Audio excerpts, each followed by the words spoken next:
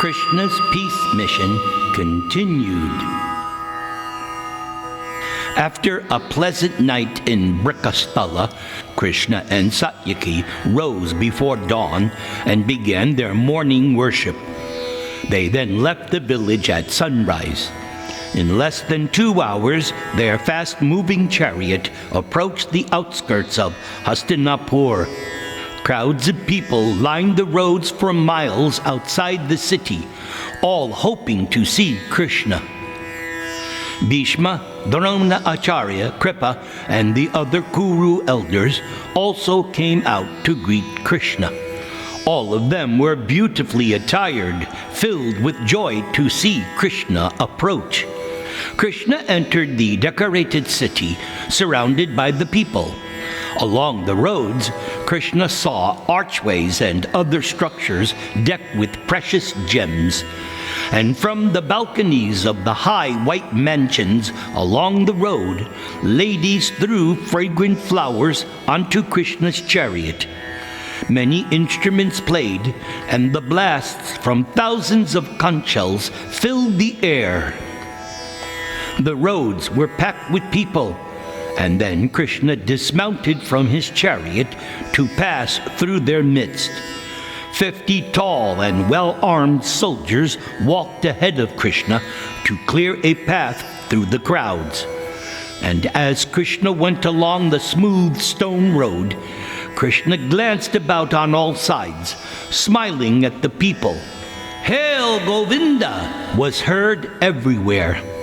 Slowly, Krishna made his way toward the home of Dhritarashtra, which consisted of numerous large palaces arranged around spacious gardens. Krishna was led through the inner quarters, passing through a number of gates guarded by young warriors holding bows and spears. Krishna was brought directly to Dhritarashtra in the royal court, and immediately he honored Krishna with suitable words of praise. The old king received Krishna with the greatest respect and had Krishna seated on a jeweled golden throne, no less opulent than his own. 2 young maidservants stood on either side of the throne, fanning Krishna with chamara whisks. After Krishna had been worshipped with the traditional rites of hospitality, Krishna stayed in the court for a short while, exchanging informal and joking words with the Kurus. It was decided that there would be a full assembly the next day when they would hear Krishna's message. So, taking Dhritarashtra's permission, Krishna then left the court and went to Vidura's house to see Kunti Devi. Vidura was overjoyed to see Krishna approaching his home. Vidura's eyes flooded with tears, and he bowed at Krishna's lotus feet. Krishna raised Vidura up by his shoulders, embracing him with affection. Vidura gazed into Krishna's face. "Oh, I cannot describe the joy I feel upon seeing you. You are the inner soul of all embodied beings. Indeed, I am honored beyond measure." Vidura showed Krishna into his home, and along with his wife, worshipped Krishna with love.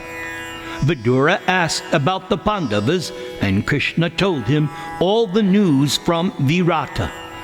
Vidura was happy to hear that the Pandavas were all well and that they now had many allies. Krishna wanted to see Kunti Devi at once, so Vidura showed Krishna to her quarters. As Krishna entered her room, Kunti stood up quickly and ran towards him. Remembering her sons, Kunti cried out loud. Then she clasped hold of Krishna's neck and shed tears. Krishna consoled her, and her tears gradually subsided. She brought Krishna into the room and sat him on a large couch spread with white silk. As she offered Krishna arghya, he saw that his aunt had become emaciated through fasting and grieving. In one part of her spacious quarters, Krishna saw brahmanas tending to a sacrificial fire, their voices carrying through the room as they chanted mantras. A deity form of Lord Vishnu stood on a large altar, beautifully dressed and bedecked with fresh garlands. Incense burned on the altar, and its pleasant fragrance filled the room. Kunti had not seen Krishna since before her son's exile. Sitting near him on the couch, Kunti poured out her lamentations, her voice choked with sorrow. "Oh, please tell me, how are my sons, O Keshava?" Those pious boys, even from their very childhood, were attached to serving their elders. They were humble, kind, and always wished for each other's welfare. But they were robbed of their kingdom and sent to the forest. Oh, how cruel is fate! They have brought wrath and joy under control, and they are devoted to the brahmanas, and they are speakers of truth. Yet, abandoning their wealth and opulence, they still lived in exile. This has ripped open my heart. Tell me, Krishna, how did they live in the forest? After living in palaces attended by numerous servants, how did they survive in the wild? Formerly, they would sleep on the best of beds in well-appointed rooms. How could they lay down on the bare earth? Alas, my children have suffered too much sorrow. Deprived of their father as young boys, they then had to leave their mother and all their friends and relatives. At length, Kunti lamented. She described each of her sons, her voice rising and falling in grief. "Will I ever see them again? Oh, Achyuta, tell me how Draupadi is faring. She is dearer to me than all of my sons. That noble lady preferred her husband's company to that of her father and sons. It seems one does not necessarily get happiness as a result of virtue, for she is the most virtuous of all women, and yet has had to suffer unbearable miseries. Oh, when I remember how she was dragged into the assembly, my heart feels agony. Nothing has ever given me greater pain. Dragged by that dishonorable and covetous wretch, even as all the Kurus looked on, Draupadi found no protector other than Vidura. The virtues of that high-minded Vidura are an ornament for this world. Kunti's choked voice trailed off, and she sat weeping for some time. Krishna looked compassionately at her tear-streaked face. Even in her old age, Kunti was still beautiful, with her fine features highlighted by her white widow silk covering her head. She had not decorated herself since the death of Pandu, but she still bore a regal splendor and was obviously noble. Now, taking several deep breaths, Kunti regained her composure and continued speaking. "When my sons were born, the gods spoke from the sky. This one will be the Lord of the world." That's what the gods said at the birth of Yudhishthir. At Arjuna's birth, the heavenly voice predicted that he would slaughter the Kurus in battle. I do not doubt these prophecies. The time has come for my sons to show their prowess.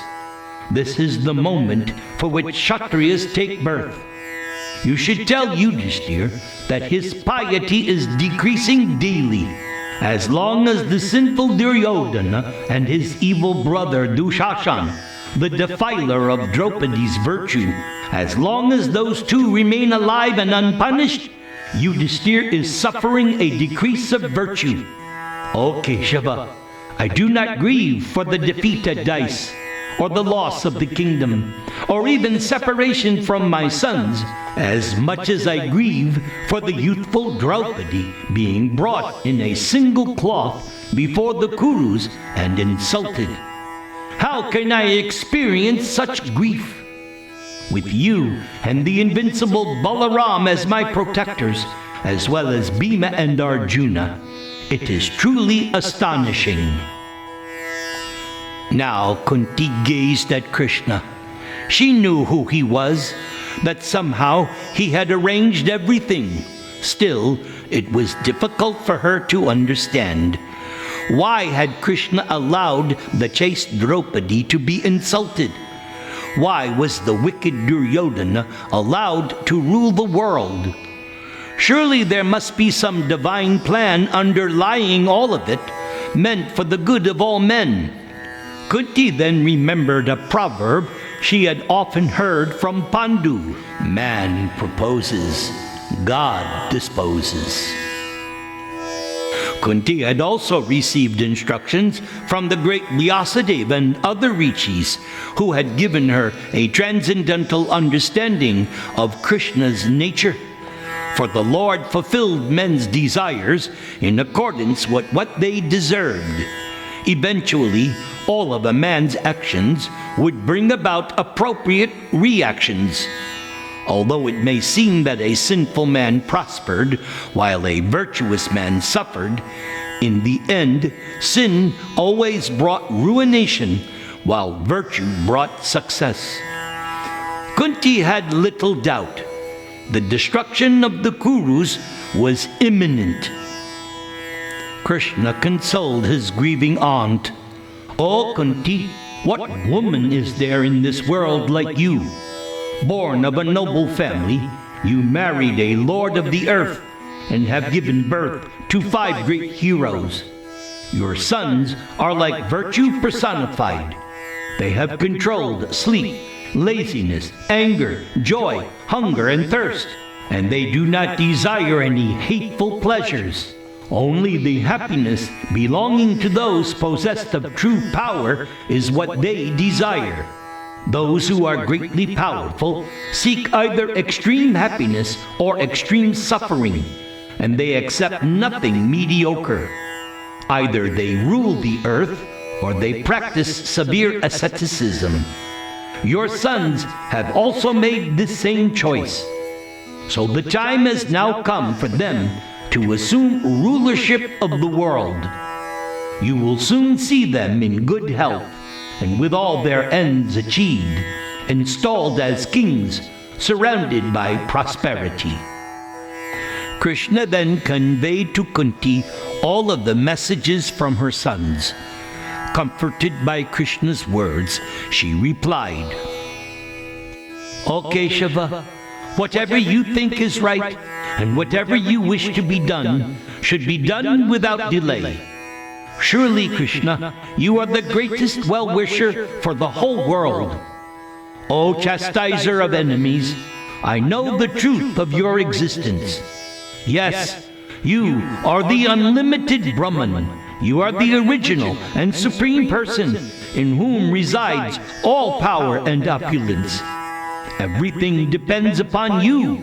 So whatever you say must come to pass, for truth itself depends upon you. O Krishna, I bow to you and pray for your everlasting service. O Govinda, please be gracious to me."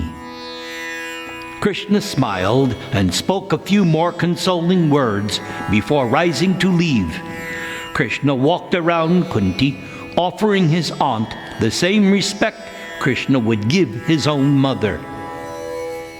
Leaving Kunti's quarters, Krishna returned to Duryodhana's palace.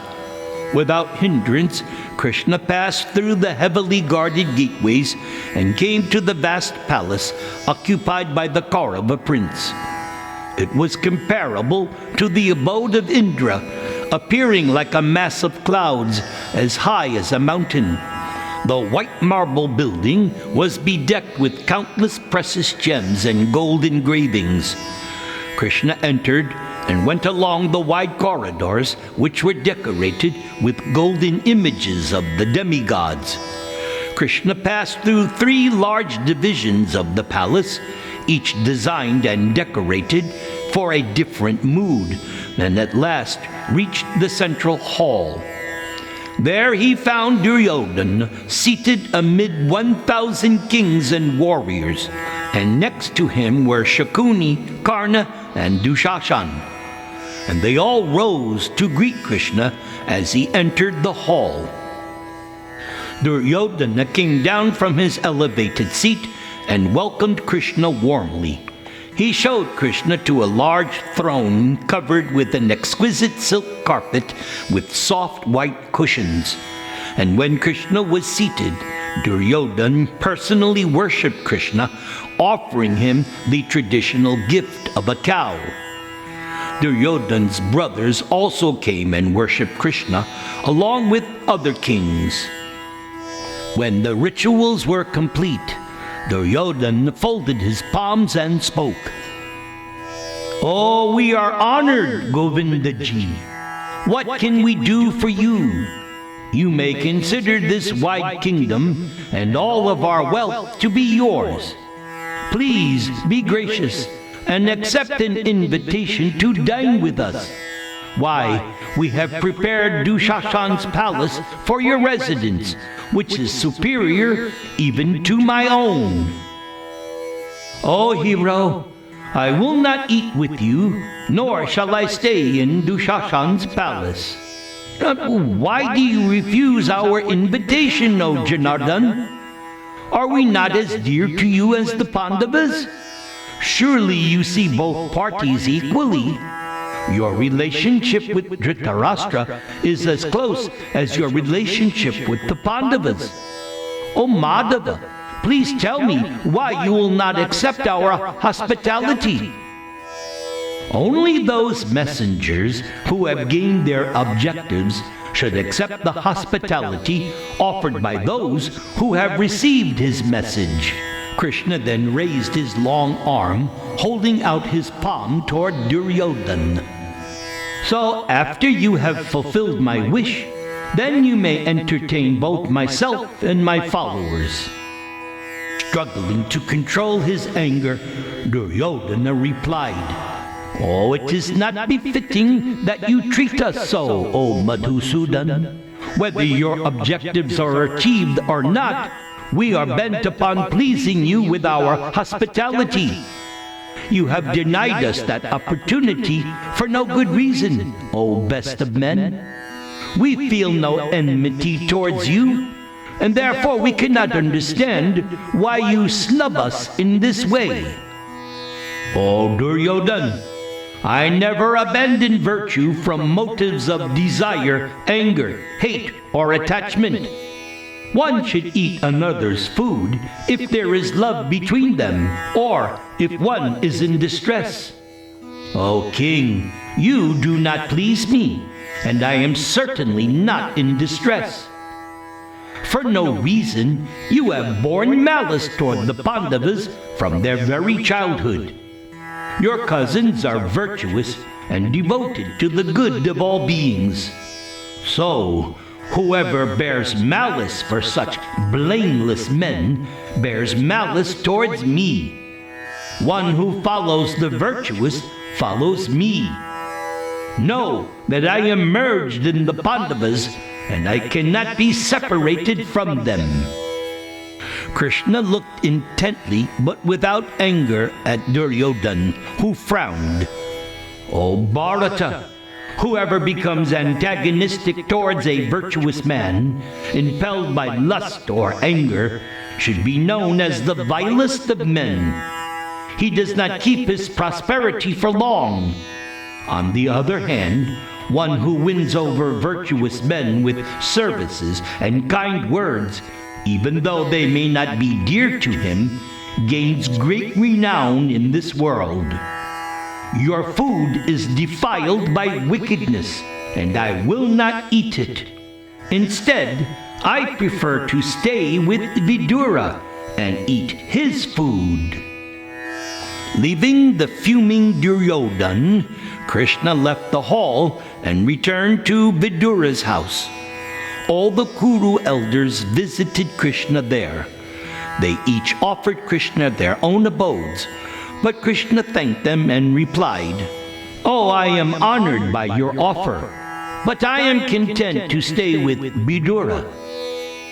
Krishna and Satyaki happily ate whatever food was prepared by Vidura's wife, after first offering a portion to the Brahmanas. When the meal was over, Vidura said, "Duryodhana does not much appreciate your visit, O Keshava. That wicked-minded fool transgresses all religious codes. Duryodhana is incapable of accepting any good advice, and he is bound for destruction. In his opinion, he is wise, but he follows nothing other than his own desires. Duryodhana is an enemy even to his friends. Having abandoned virtue, Duryodhana is fond of untruth and is simply a slave to his senses. He will certainly ignore your advice." As Vidura spoke, his wife came into the room, offering Krishna herbs and fragrant spices to purify his mouth after he ate. She lit incense and took up a chamara whisk to fan Krishna. Krishna smiled at her, telling her to sit with her husband. "O Krishna, Duryodhana has full confidence in Bhishma, Drona, Kripa, Karna, Ashwathama, and Jayadratha. With his armies at the ready, Duryodhana does not even think of peace. He considers the Pandavas will not be able to even look upon his forces. Lacking all intelligence, Duryodhana has firmly resolved to return nothing to the Pandavas." Vidura did not like the idea of Krishna going into the assembly of the Kauravas. Vidura knew that Krishna would only be insulted and even abused. Although Vidura knew Krishna to be beyond insult, out of love, Vidura did not want to see it happen. Nor did Vidura want the Kurus to be further blighted by any sinful reactions due to their offenses. And as he pressed Krishna's feet, Vidura continued advising, "Duryodhana is suspicious of your motives. He will by no means listen to your submission. Surrounded by his chariots and elephants, Duryodhana feels himself invincible. Why, he now considers the kingdom to be his and his alone. He thinks you are biased toward the Pandavas. Many of the kings following him are already your enemies, and out of fear of you, they have joined sides with Duryodhana. All of them are delighted at the prospect of fighting the Pandavas. So how can you go into their midst, O crusher of the enemies? Although I know your true position, power, and invincibility, still I cannot see any purpose of your going there simply to be ignored. O Krishna, I speak only out of love, reverence, and friendship. My Lord, what is the use of describing the joy I feel upon seeing you? You are the Supreme Soul and the very life of all beings." Krishna then reached over, clasping Vidura's hand. "Yes, you have spoken with wisdom. You have spoken as a friend should speak to a friend. Your words are conducive to morality and worldly well-being, like the advice of a father or mother. What you have said is true. But now, listen to my reasons for coming here. Knowing full well of Duryodhana's hostility and wickedness, I have come here to do something virtuous. For one who liberates these men from the clutches of death will earn great religious merit. The wise have said that if one attempts a virtuous act with all of one's power and yet fails, one will still receive the merit of that act. Therefore, with all sincerity, I will seek to establish peace. This entire calamity has its roots with the Kurus, for it has been brought about by Duryodhana and Karna. Krishna rose from his seat and walked slowly across the room, his gold ornaments and jewels glinting in the light of the oil lamps. If one does not try to save a friend from impending calamity, then one cannot be called a friend. A friend should pull one away from acting improperly, even if it means seizing him by the hair. Therefore it behooves me to try to dissuade Duryodhana from his purposes. If he disregards me, well, at least I will feel that I did all a friend could do. If that fool does not accept my advice, then he will only have himself to blame for the consequences. Nor will men blame me for having failed to effect peace. So if, without sacrificing the interests of the Pandavas, I can bring about peace between the cousins, then I will have done good to both parties. Otherwise, not even all the rulers of the world can stand against me, any more than small animals can stand against an enraged lion. Krishna spoke with Vidura through most of the night. They rested briefly. Then, as dawn approached, bards assembled outside Vidura's house and recited hymns from the Samaveda to the accompaniment of cymbals, drums, and conch shells. Immediately Krishna rose upon hearing the sound. Krishna performed his morning ablutions and went through his usual morning rituals, chanting incantations to the fire god and worshipping the sun as it rose. And even as Krishna performed his morning devotions, Duryodhana and Shakuni came to see him. With folded palms they informed Krishna that Dhritarashtra and the other Kurus were now in the assembly hall. They are all awaiting you, even as the gods in heaven await Indra. Krishna replied that he would soon be ready, so Duryodhana said he would wait outside. After Duryodhana and Shakuni had left, Krishna distributed charity to the Brahmanas from the many chariots filled with riches Krishna had brought with him to distribute. Krishna gave gold, gems, and fine cloth to numerous Brahmanas. Then Krishna prepared himself to go to the Kuru assembly. Dwaraka fetched his chariot, and it approached Vidura's house with a deep rumble. After circumambulating the sacred fire and the Brahmanas, Krishna left Vidura's house. Krishna, Satyaki, and Vidura mounted the chariot, and it moved off. Duryodhana and Shakuni followed in their own chariot. Behind them came Kritavarma and other great warriors, some on chariots and others on elephants. Brahmanas went on foot, chanting auspicious prayers, and musicians played their instruments. Thousands of young warriors came behind them, dressed in armor, carrying swords, lances, and axes. The streets were packed with citizens, all hoping to catch a glimpse of the famous Krishna. Balconies were crowded with women who gazed down on Krishna's chariot as it passed.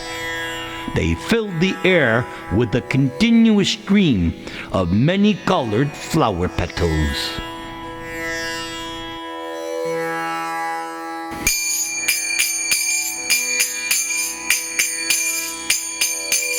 Namaste Narasimhaya Praklada Aklada Dayane Hiranya Kashipo Vakshaha Shilatankana Kalayi Ito Nrsinga Parato Nrsingho Yato Yami Tato Nrsingha Bahi Nrsingho Hridayi Nrsingho Nrsingham Ading Sharanang Prapadye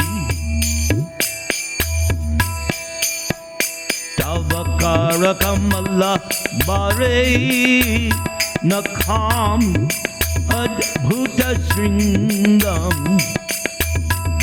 Dalita Hiranyakashipo Tanubringam Keshavadrita Narahadi Rupa Jagadisha Hare Jaya Jagadisha Hare Jaya Jagadisha Hare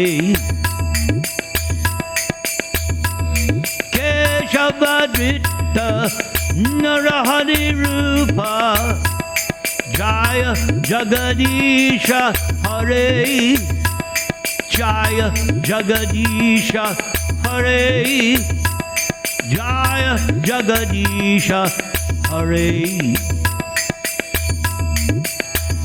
Hare Krishna Hare Krishna Krishna Krishna Hare Hare Hare Rama Hare Rama Rama Rama Hare Hare Om Namo Bhagavate Narasimhaya Om Namo Bhagavate Narasimhaya Om Namo Bhagavate